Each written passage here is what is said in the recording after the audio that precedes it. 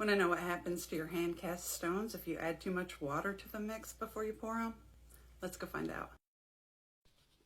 I always pour the water first. I found that just adding the mix to the water makes for less dust, although wear a mask no matter how you do it. There's the thin mix. I'm pouring it in and going to just use the leftover mix from that stone and add more mix. You can see it's going to be considerably thicker. Pour it into the second mold. I want to do them both the same, so I'm not tapping or agitating them in any way. I am going to go ahead and scrape the back to try to make for a smooth back on the stones, and we wait.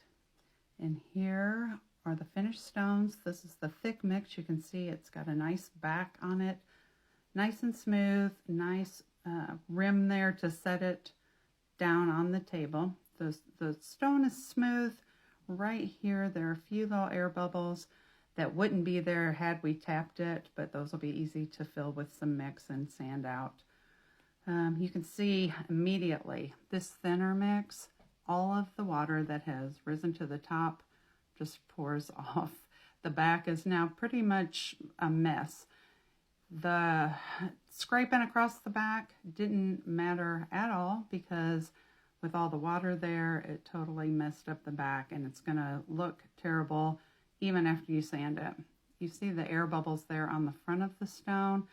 This thing is so wet, it's going to take a long time to cure. I'm really surprised there's not more air bubbles. Typically, a thin mix, you end up with them all over the stone. The biggest thing is just here to compare the two of them.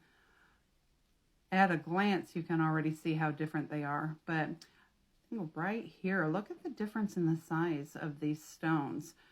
How much all that water sitting on top, not only did it ruin the back, but it took away a lot of the shape and size of the stone. So when it comes to the water ratio in your mix, I'm gonna say that it's always better to start with not enough water if it's one way or the other.